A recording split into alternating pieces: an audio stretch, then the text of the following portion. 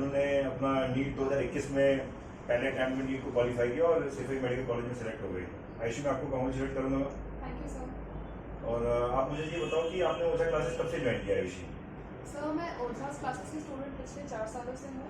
मेरा 4 year classroom programme है। मैंने क्लास 9th में फर्स्ट टाइम ओझास क्लासेस के बारे में सुना था और 8th क्लास तक मेरी मैथ्स बहुत वीक थी। मैथ्स मेरे लिए एक बहुत ही फेयरसम सब्जेक्ट था जिससे मुझे बहुत डर लगता था और मुझे लगता था कि अगर मैथ्स सामने आ जाएगा तो मैं अपनी पढ़ाई आगे कंटिन्यू नहीं कर पाऊँगी। एकेडमिकली मैं मैथ्स को बहुत फेयर करती थी, उससे डरती थी। तो मैंने यहाँ पे रवि ओझा सर का नाम सुना था कि उनकी मैथ्स लखनऊ में उनसे बेहतरीन मैथ्स कोई पढ़ाता है, वो तो बहुत अच्छी मैथ्स पढ़ाते हैं। तो मैंने सोचा ओझा क्लासेस में जाके ट्राई करना चाहिए, देखना चाहिए कि मुझे समझ में आएगा या नहीं। और वो बात हेंस प्रूव थी कि 9th 10th 11th 12th में उनके मैथ्स के दिए हुए कंसेप्ट मुझे लाइफ टाइम यूज होते हैं। उन्होंने इतनी अच्छी मेरी मैथ्स इम्प्रूव कर दी कि मुझे मैथ्स से कोई फेयर नहीं था। 9th में जब मैंने मैथ्स के लिए कोचिंग ज्वाइन करी तो मैंने यहाँ पे और सब्जेक्ट्स भी पढ़े, जैसे मुझे इंग्लिश पढ़ाई गई थी और साइंस के लिए भी था, एसएसटी भी मैंने पढ़ी यहाँ पर। तो मेरा ओवरऑल एकेडमिक डेवलपमेंट हुआ। साथ ही मेरे एकेडमिक डेवलपमेंट की वजह से उसमें पर्सनालिटी में मेरी बहुत चेंजेस आए, तो उसका कॉन्फिडेंस मेरा जिसने बहुत बूस्ट किया। मैं कॉन्फिडेंट हो गई थी अपने एकेडमिक्स को लेके। तो मैंने अपनी 9th से यहाँ पे ज्वाइन किया था और 9th 10th में कंटिन्यू किया था। उसके बाद मैंने अपनी 11th 12th फिर तुमने उसके लिए मैथ्स क्योंकि तुम्हारी बहुत अच्छी हो चुकी थी मुझे लगता है। Yes sir. उसके बाद एक बच्चों में आया था कि मैं पीसीएम उठा लूँ, इंजीनियरिंग की तरफ, आईटी की तरफ ध्यान बढ़ जाता है, लेकिन फिर तुमने मेडिकल चूज किया मैथ्स अच्छी होने के बाद। तो मुझे ये बताओ कि मैथ्स एक बेसिकली अगर मैं एक बात करूँ, जो मैं एक पीसीबी में बच्चों में देखता हूँ कि यूजली जिनकी मैथ्स वीक होती है they prefer to join biology. अगर मैथ्स अच्छी होने के बाद आपकी मैथ्स अच्छी हो जाती है और फिर आप बायोलॉजी स्ट्रीम में आते हो तो सक्सेस पाना कितना आसान हो जाता है इसी आपकी तरफ से? सर मैथ्स इंप्रूव होने की वजह से या मैथ्स अच्छी होने की वजह से एक तो फिजिक्स और केमिस्ट्री का सब फिजिकल केमिस्ट्री का पोर्शन और पूरी फिजिक्स सर एक बहुत अंदर से कॉन्फिडेंस देती है कि हाँ मेरे क्वेश्चंस हो जाएंगे और कंसेप्ट्स भी बहुत क्लियर होते हैं। और सर अगर कोई बच्चा पीसीबी लेता है या नीट की तरफ मेडिकल की तरफ इंक्लाइंड होता है तो बायो कहीं ना कहीं उसको ऑलरेडी एक तरफ से बहुत पसंद होती है, तो उसका बायो की तरफ तो इंक्लिनेशन रहता है, तो मेजर उसका इंटरेस्ट पैदा करना फिजिक्स और केमिस्ट्री में जरूरी रहता है। और अगर मैथ्स अच्छी है तो वो फिजिक्स केमिस्ट्री में भी इंटरेस्ट होता है। सर यही रीजन था मैंने अपना पीसीबी एज सब्जेक्ट चूज करा था अपने 11th में, स्ट्रीम चूज की थी साइंस, और अच्छी मैथ्स होने की वजह से मुझे उसमें बहुत बेनिफिट मिला। अच्छा, मुझे ऐसी जो बच्चों में प्रॉब्लम रहती है मैं अक्सर देखता हूँ क्लासरूम में जाने के बाद पढ़ाने के दौरान फील करता हूँ, जैसे तुमने मुझे लगता है एमपीएस सेक्टराइज है अपनी 11th 12th की है। यस सर, मैंने अपना तो लखनऊ का एक अच्छा स्कूल है एमपीएस सेक्टराइज, और वहाँ पे मुझे ये बताओ बच्चे बेसिकली ये बोलते हैं सर कि जो साथ में कोचिंग और अगर आपको 12th के साथ एग्जाम निकालना है जैसे मेडिकल निकालना है और आप स्कूल गोइंग हैं तो कैसे आप मैनेजमेंट कैसे करती थी, चीज़ों को मैनेज कैसे करती थी? स्कूल की क्लासेस भी हों, टेस्ट भी हों, हाफ ईयरली हो वहाँ पे, और फिर यहाँ पे मेडिकल के प्रिपरेशन करना, कैसे दोनों आपने कोप अप किया है? सर प्रैक्टिकली बात करूँ तो दोनों साथ में हमेशा तो मैनेज नहीं हो पाते थे, बट एक सब्जेक्ट प्रिपरेशन के हिसाब से बोलूँ तो एक सिंपल फॉर्मूला है अटेंटिव रहना। अगर आप स्कूल में भी अटेंटिव हैं और स्कूल में चीज़ें जो पढ़ाई जा रही हैं वो स्कूल में पढ़कर ही खत्म कर देते हैं, तो आपका बचा हुआ टाइम आप अपने कंपटीशन और अपने गोल्स को फोकस करते हुए एग्जाम पे फोकस कर सकते हैं आप। यही मेरा भी तरीका था सर, मैं अपना स्कूल का काम स्कूल में खत्म कर देती थी और जो कोचिंग में ऑल्टरनेट डेज हम लोग को जो लीव मिलते थे अपना होमवर्क कंप्लीट करने के लिए या क्वेश्चन प्रैक्टिस करने के लिए, उसमें मैं अपना क्वेश्चन प्रैक्टिस करती थी और जो असाइनमेंट मुझे आप लोग की तरफ से मिलते थे तो वो असाइनमेंट अपने करना, क्वेश्चन बैंक कंप्लीट करना, और बस इसी तरीके से मैंने करा स्कूल और कोचिंग दोनों को मैनेज करते हुए।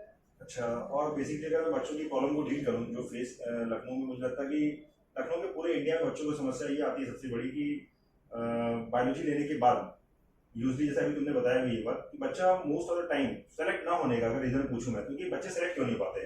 भाई 18 लाख बच्चे अपेयर हो रहे हैं मेडिकल में और उसके बावजूद भी सिलेक्शन का रेशियो बहुत कम हो जाता है। सबका तो वैसे भी नहीं हो सकता, लेकिन कुछ गलतियां, अच्छे बच्चे भी रह जाते हैं। तो ऐसी क्या गलती होती है? मतलब बायोलॉजी का बच्चा अपना जो टाइम का एक टाइम टेबल सेटअप करता है, टाइम टेबल बहुत मैटर करती है, पता होगा मेरे ख्याल से कि सिलेक्शन लेने के लिए कैसे हमें कितना टाइम देना है। 24 आवर सबके पास है, आपके पास 24 घंटे, मेरे पास भी 24 घंटे, हर बच्चे के पास 24 घंटे होते हैं। तो ऐसी क्या स्ट्रेटजी हमारे पास होनी चाहिए कि मतलब हमारे लिए एंट्रेंस आसान हो जाए निकालना। और बायोलॉजी को बच्चे को, जो मैं बोल रहा था कि बहुत ज़्यादा टाइम जाता है, बहुत ज़्यादा, शायद मैं ऐसा सही बोल रहा हूँ, बहुत ज़्यादा टाइम अपना किसमें देने लग जाता है, बायोलॉजी में, रेदर देन, क्योंकि उसको फिजिक्स से एक फोबिया क्रिएट होने लग जाता है फिजिक्स से, और वो फिजिक्स को कहीं ना कहीं छोड़ता है और कम टाइम देता है, प्रैक्टिस कम करता है, जो कि बाद में उसके लिए बहुत बड़ी प्रॉब्लम बन जाती है। क्या ये बहुत हद तक मुझे लगता है ऐसा सही होता है क्या? ये सब स्टार्टिंग में 11th में जब बच्चा ज्वाइन करता है पीसीबी, या हम लोग ने भी जब ज्वाइन किया था, तो कहीं ना कहीं हमारा इंक्लिनेशन बायो को लेके ज़्यादा था। बट सर वही है कि नीट का जो एग्ज़ाम है वो 180 क्वेश्चंस इन 180 मिनट्स, बहुत ही कट थ्रोट कॉम्पिटिशन है। तो इसमें दो चीज़ें बहुत मैटर करती है सर, स्पीड और एक्यूरेसी, जो मतलब मैंने अपने प्रिपरेशन के टाइम पे अपने ऊपर फोकस किया था, स्पीड विद एक्यूरेसी। तो उसके लिए सर आप लोग ने मुझे, जैसे आप भी मुझे क्वेश्चंस देते थे प्रैक्टिस करने के लिए, तो आप मुझे डेली टारगेट देते थे कि 150 क्वेश्चंस फिजिक्स में करना, 150 क्वेश्चंस केमिस्ट्री में और 300 बायो। अगर आपने मुझे 150 और 150 क्वेश्चंस ईच फिजिक्स केमिस्ट्री में दिए थे, तो आपने कहीं ना कहीं मेरा स्टार्टिंग से ही डेवलपमेंट और जो मेरा प्रैक्टिस और स्पीड एक्यूरेसी में बढ़ने लगे। और मेरी इंटरेस्ट कहीं ना कहीं आपने फिजिक्स की तरफ इंक्लाइन कर दी थी, फिजिक्स और केमिस्ट्री को लेके। और बायो में क्योंकि मेरा सेल्फ इंटरेस्ट था, तो बायो में मैं अपने आप अपनी प्रिपरेशन कर रही थी और मतलब क्वेश्चंस प्रैक्टिस कर रही थी, ऑलरेडी इंक्लाइंड थी। और आपको ये कहना सही है कि स्टार्टिंग में भी नीट एस्पिरेंट्स जनरली फिजिक्स और केमिस्ट्री को इग्नोर करते हैं और बायो पढ़ने लगते हैं। बाकी मैंने ये देखा कि जैसे लखनऊ के बच्चों की बात करूँ तो बहुत सारे बच्चे पैनिक कर रहे हैं इस समय कि हमें लखनऊ से सिलेक्शन कम हो रहे हैं और बच्चों का बहुत मूवमेंट हो रहा है। तो जो हम लोग के एफर्ट्स हैं कि मैं चाहता हूँ कि देखिए घर में रह के बच्चों को पढ़ाई करना, जैसे आप जिस शहर में रहते हैं वहाँ पे आपको एक इमोशनल अटैचमेंट होता है पेरेंट्स की तरफ, आपको एक इमोशनल सपोर्ट मिल जाता है, आपको कहीं रूम पे रेंट लेने की जरूरत नहीं। मैं ऐसा फील करता हूँ कि लोकल लेवल पे आप कहीं ना कहीं ज़्यादा सस्टेनेबिलिटी होती है, आप ज़्यादा अपना बेस्ट परफॉर्म कर सकते हो। ये सर आपकी बात सही है। जब हम लोग अपने घर से कहीं और की तरफ मूवमेंट करते हैं तो बहुत सारी प्रॉब्लम्स फेस करनी पड़ती हैं। जैसे मैंने कोचिंग में यहाँ पे अपने इंस्टीट्यूट में रह के देखा, तो मैंने यहाँ ये चीज़ फेस करी थी मैंने कि जब अपना सिलेबस हर जगह से पेस में आता है, फिजिक्स में, केमिस्ट्री में, बायोलॉजी में, तो मिड ऑफ द सेशन में, मतलब प्रिपरेशन के उस एक टाइम पे ऐसा बहुत मेंटली हम एग्जॉस्ट हो चुके होते हैं, हमारा स्ट्रेस लेवल, एंजाइटी सब बढ़ रही होती है कि हमारा सिलेबस हम फेस नहीं कर पा रहे हैं, स्कूल कोचिंग सब मैनेज नहीं कर पा रहे हैं। तो उसमें सर मुझे मेरे इंस्टीट्यूट ने बहुत हेल्प करी, ओझास क्लासेस ने मुझे बहुत हेल्प करी। हम लोग को टाइमली बीच बीच में हर एक ड्यूरेशन की बात होती है, महीने की एक ड्यूरेशन पे हमें एक स्ट्रेस रिलीज कराने के बहुत तरीके दिखाए। हमारे बहुत सारे प्रोग्राम्स ऑर्गेनाइज होते थे, आप लोगों में जनेश्वर मिश्र भी लेकर गए थे ताकि बच्चों का स्ट्रेस दूर हो एक स्पोर्ट्स में इन्वॉल्वमेंट था एक दिन के लिए, वो एक दिन ने हमें 2-3 महीने तक के लिए हमारे स्ट्रेस को ऊज आउट करा और हमें बहुत रिलैक्स करा। तो सर ये बात होती है कि अगर हम अपने घर से बाहर की तरफ मूव करते हैं, जैसे यूजुअली आजकल बच्चे करते हैं, तो बहुत सारी प्रॉब्लम्स फेस करनी पड़ती है, फाइनेंशियली भी होती है, फिजिकली भी होती है, एक तरीके से हेल्थ कंडीशन भी बहुत अफेक्ट होती है क्योंकि प्रॉपर खाना नहीं मिलना और टाइमली खाना नहीं मिलना, फाइनेंशियल, मेंटल, सोशल, बहुत तरह से प्रॉब्लम्स फेस करनी पड़ती है। बाकी जो बच्चों में मुझे एक चीज़ और लगती है कि लखनऊ में हम लोग का ये कोशिश है ऊषा क्लासेस की कि बच्चों को लखनऊ से कहीं बाहर ना जाना पड़े मेडिकल की एजुकेशन के लिए, कोचिंग के लिए। हम उनको बेस्ट एनवायरनमेंट दे सकें, उनके स्ट्रेस को दूर कर सकें। उनकी जो बेसिक एकेडमिक्स की अगर मैं बात करूँ, देखिए ये तो हम कर ही रहे हैं स्ट्रेस को लेके, जो एकेडमिक्स की अगर मैं बात करूँ यहाँ पे बेसिकली ऊषा क्लासेस में जो हम लोग कर रहे हैं, एक कोशिश कर रहे हैं हम लोग कि आजकल एक ऑनलाइन का स्टार्ट हो गया है इसी। पहले अगर मैं आज से 3-4 साल पहले जाऊँ तो ऑनलाइन का बहुत अच्छा क्रेज नहीं था, लेकिन अब बच्चा ऑनलाइन बहुत ज़्यादा पढ़ने लग गए और कोविड भी आ गया 2020, हमारे पास कोई ऑप्शन नहीं था, we don't have any option. Yes sir, Covid का आउटब्रेक एक सडन सिनेरियो प्रेजेंट कर दिया था उसने हमारे सामने, जहाँ पे हम लोग के सामने भी बहुत प्रॉब्लम्स थी क्योंकि ऑफलाइन एक लंबे से टाइम तक पढ़ना और उसमें अचानक से ऑनलाइन की तरफ शिफ्ट होना। बट उस ऑनलाइन मोड में शिफ्ट होते टाइम ही ओझास क्लासेस ने पूरी तरह से अपने बच्चों का सपोर्ट करा। अगर मैं अपनी प्रिपरेशन की बात करूँ तो मुझे अपनी प्रिपरेशन में कोई प्रॉब्लम नहीं आई। मोस्ट ऑफ द टाइम मैंने ऑनलाइन की सारी क्लासेस आप लोगों ने ऑर्गेनाइज करी, ऑनलाइन हमारे डाउट्स भी क्लियर करे, सारे टीचर्स थे। बट सर वही बात है, बहुत लंबे टाइम तक एक ऑफलाइन क्लासेस करना, एक टीचर की प्रेजेंस को देखना, टीचर के गाइडेंस में रहना, किसी तरीके का डिस्ट्रैक्शन ना होना, एक लंबे टाइम तक ऑफलाइन के थ्रू पढ़ना, तो कहीं ना कहीं ऑनलाइन से इतना मैचअप नहीं हो पा रहा था, इतना उसमें हम लोग फिट नहीं हो पा रहे थे सिनेरियो में।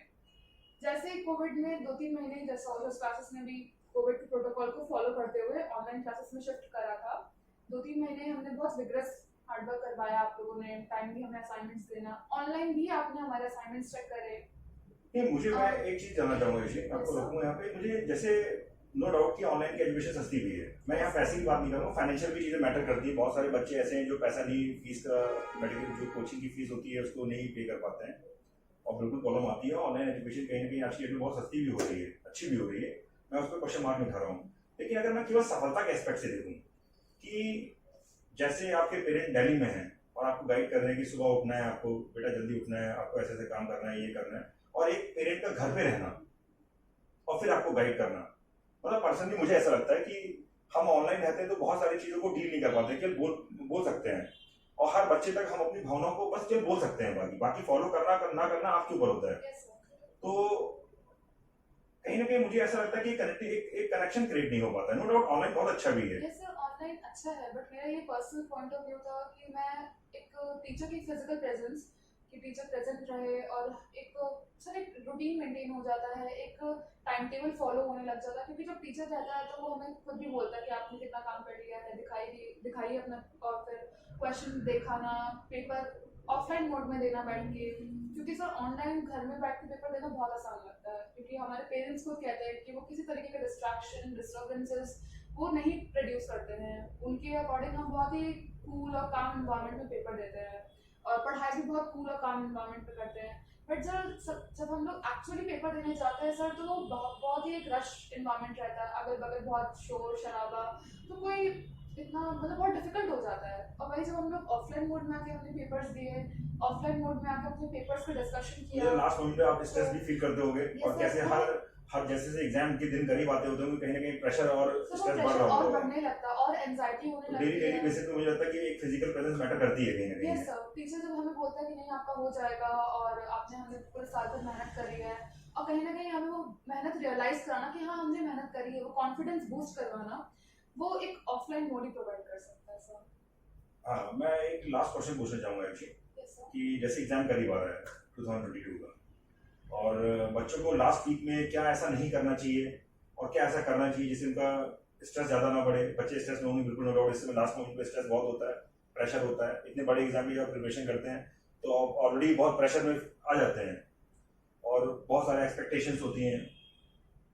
तो इस लास्ट मोमेंट पे ऐसा बच्चों को क्या नहीं करना चाहिए और क्या करना चाहिए, उस पर मुझे लगता है बच्चों को तुम्हें कुछ गाइड करना चाहिए। सर मैं अपना गाइडेंस अगर दूंगी तो मेरा एक सिंपल छोटी सी एडवाइस होगी कि हमने साल भर बहुत, आप सबने प्रिपरेशन करी होगी, जैसे मैंने अपनी पूरी एक साल प्रिपरेशन करी, अपने 11th-12th का प्रिपेयर करा, तो आप जितना पढ़ चुके हैं वो सफिशिएंट है। आपको अपने ऊपर कॉन्फिडेंस होना चाहिए कि हाँ मैंने जितना पढ़ा है वो मेरे लिए सफिशिएंट है, और कुछ नया मत पढ़िए। अब आपने जितना भी पढ़ा है, जितने भी पेपर्स दिए हैं उन पेपर्स को रिवाइज करिए। जैसे लास्ट टाइम मुझे कोचिंग में यही बेनिफिट हुआ था इस चीज़ का कि आपने मुझसे लगातार 1 मंथ आपने पेपर कंडक्ट करवाए थे, लगातार मैंने 1 मंथ पेपर दिए थे, डेली पेपर दिया था मैंने। तो मैंने लास्ट की 1 वीक में हर पेपर को रिवाइज किया। हर पेपर को रिवाइज करने से मुझे ये बेनिफिट हुआ कि मेरी अपनी गलतियां मुझे दिखाई दी। मैं शायद हम लोग तुम्हारे हर पेपर के हर एक क्वेश्चन को डिस्कशन भी करते थे। यस सर, क्योंकि साथ में आप बैठ के लाइव डिस्कशन करते थे, पूरा ग्रुप डिस्कशन लाइव होता था डिस्कशन, तो अपनी गलतियां याद रहती थी और वो पॉइंट्स याद रहते थे कि हाँ हमने यहाँ पे मिस्टेक करी है, तो एग्जाम में जाके वही सेम मिस्टेक रिपीट करने की जो चांसेस थे वो बहुत हद तक रिड्यूस हो गए थे। मुझे लगता है बच्चों को बहुत ज्यादा प्रेशर में ना आके जो पढ़ चुके हैं उसी को रिवाइज करें। सर जो पढ़ चुके हैं जो गलतियां हैं वो देख लें और बहुत पैनिक ना करें, उससे मुझे रिजल्ट भी खराब होता है। बिल्कुल मत करिए, आप बिल्कुल नॉर्मल होते जाइए और अपने ऊपर कोई प्रेशर मत फील करिए। आपने जितना पढ़ा है वो आपके लिए काफी है और कॉन्फिडेंटली आप जाइए तो आपको कोई प्रॉब्लम नहीं होगी, और वहां जाके आराम से पेपर दीजिए। चलो आयुषी, बहुत अच्छा लगा, मुझे लगता है बच्चों को एक बहुत अच्छा गाइडेंस मिला होगा, और गॉड ब्लेस यू, खूब तरक्की करो। ओके बेटा, थैंक यू।